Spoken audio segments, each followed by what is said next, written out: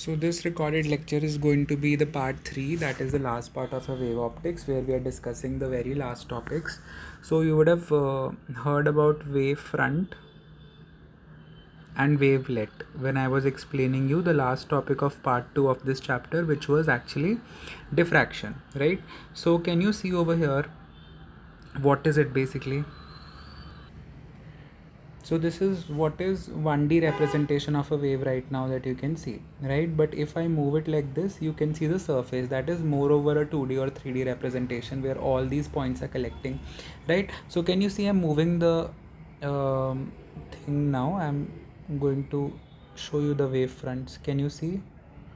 So for example, at this point over here, right? So all these points are oscillating, right? So can you see the wave is propagating or moving through space, and what is happening? You can see that on the surface all these points are connecting. That means they're vibrating together at the same moment in time, right? So all these will come in the category of wave fronts, and you can see that these wave fronts are always 90 degree or perpendicular to the wave propagation, right? Which means that, for example, this exactly is 90 degree at that point, if you see, right? So this is exactly 90 degree to it, right? And here also it is exactly 90 degree. So this are the, on this point basically we're taking all these small particle collection, okay, and all these collection of particles can be called as wave front, and these wave fronts are doing what? They are all vibrating together at the same moment of time, okay? So I have shown you different wave fronts by moving the blue part of the simulation, if you can check, see, right? So this is all about the wave fronts that you are able to see now, okay? If you see, what is this blue part doing? This blue part is like a tangent, basically it's touching all those points together, right? Okay, now you are able to see the circular wavefront. So what is this circular wavefront? This is also just like your normal wavefront only. So what you are doing is, can you see here also the waves are passing like this, right? So they are passing in all the directions. This is exactly the same thing when you are actually throwing a pebble in the water body, right? You see that it will generate the waves in all the directions. So this is the propagation of the wave, and all these wavelets, if you see, are again 90 degree to wherever you want to measure them, okay? So what I meant is, these wave fronts are always drawn perpendicular to the wave propagation, where the wave is propagating. Previously I have shown you what? Previously I have shown you a circular wavefront, and now I have shown you linear wavefront as well, right? So linear wavefront, and one is the circular wavefront, okay?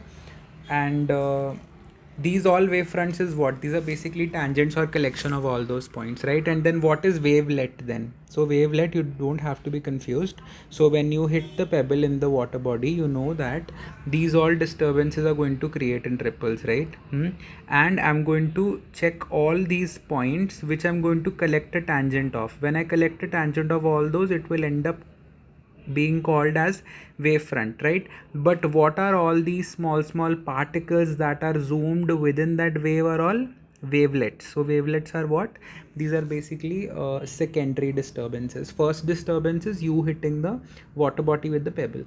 The secondary disturbance is basically caused by the primary disturbance. Primary disturbance, you have already done that. You are externally throwing that pebble in the water body, right? So when you're throwing that pebble in the water body, these particles are oscillating together. Individual particles, if I talk about, I will end up talking about wavelets, which are again these points where the disturbance is going to reach, that is created by you by throwing the pebble in the water, right?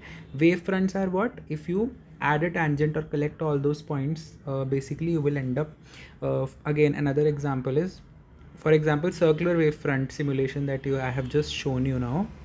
So this is the source, right?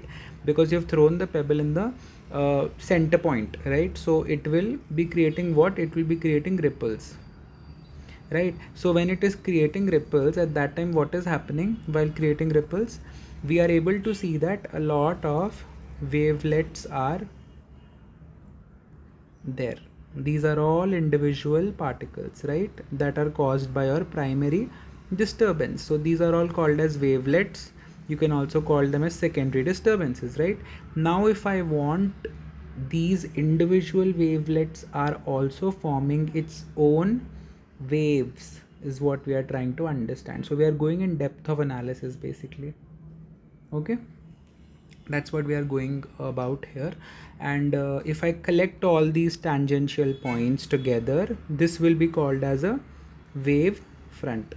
Okay, and individual particles will be called as wavelets, and this has been given by whom? This has been given by Huygens. So Huygens is the person who told us that, uh, wavelets and wavefronts are actually moreover in-depth tools with which we can analyze the wave nature of light, right, wave behavior of light.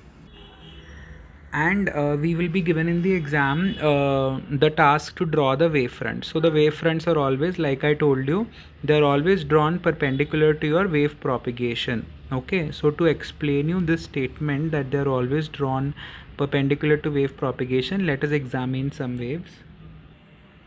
So before that, I want you to understand this once again. When you throw a pebble, this basically is the source, right? And this source is creating all these ripples, like full ripples, right? I have erased it actually.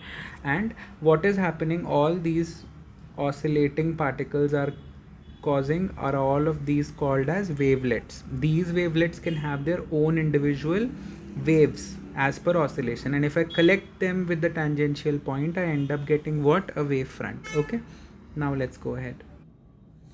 So let's discuss for these figures. So for example, if I'm giving you a point source, you know that this is the propagation direction of the wave, right? Just like the ripple simulation that I have shown you, red color ones. So this is the energy flow or else wave propagation, right? So wave fronts are always in this direction itself, right? So you can draw them like this, right? This is how you can draw them. Again, if you see this, this is a linear source, right? So linear source is also going to propagate in this format, right? So here also you can draw the wave fronts in this way. Again, this is a plane mirror. As you can see, plane mirror, what happens? Reflection happens, some light incidents and some light uh, reflects, right, after incidenting. So what is going to happen? You can draw the wave fronts absolutely perpendicular, is what I'm trying to say, right, to the wave propagation. So here also perpendicular done, right? Here also you can draw it perpendicular, right? And here as well you have drawn perpendicular. Okay, so that is how you will be end up drawing perpendicular wave fronts, right?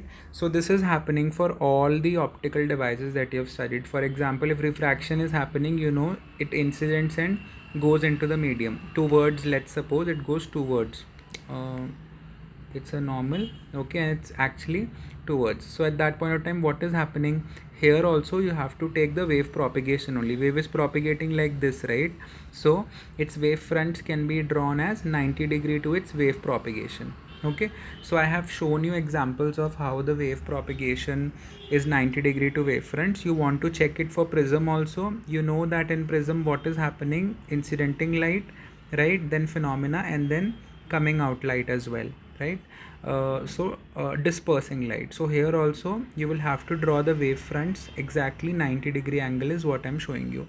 So these are the examples that I have shown you as to how to draw wave fronts for these different situations, right? Now since I told you Huygens is so, okay, before I tell you about Huygens, I'm just repeating this. You just have to understand in which direction is the wave propagating or energy going. Okay, wherever the wave propagation is there, in that direction itself, if you draw 90 degree, that will automatically become what? That will automatically become your wave front. So these are all the wave propagation directions. So to these all, if you can draw 90 degrees, those all will become wave front. Okay, in exam we will have such kind of questions where we will be asked to draw the wave fronts. So like I told you, Huygens was the person who gave us this logic of wavefront and wavelets, right? So he also proved wave nature can also verify reflection and refraction. So let's see how it verifies reflection.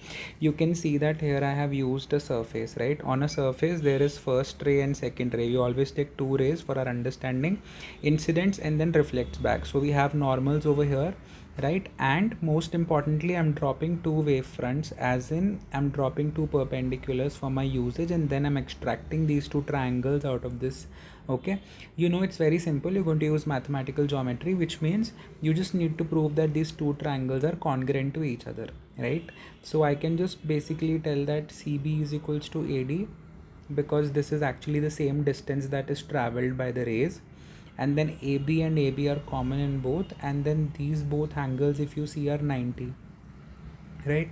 So through some criteria I have used to prove that these two triangles are congruent. So when these two triangles are congruent, what is happening? Basically I am telling you that this is the incident angle, right?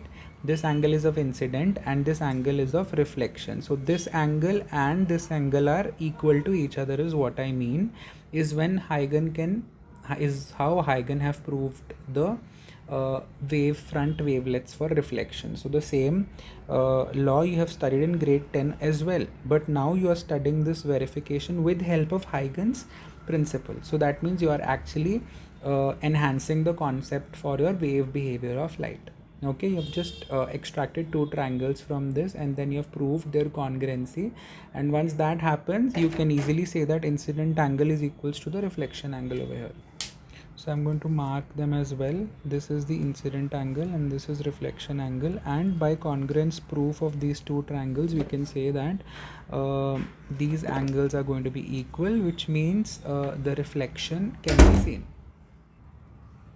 And then after reflection it's about refraction. So refraction, you know, will be only proved with the help of Snell law, right? So for that also there's incident ray, then there's refracted ray, right? And there's normal as well. This is incident angle, this is refraction angle, this is incident angle triangle, this is refraction angle triangle. I've taken both of them and here I've used some basic math. You know that velocity is equals to distance by time, so distance is equals to velocity into time over here, right?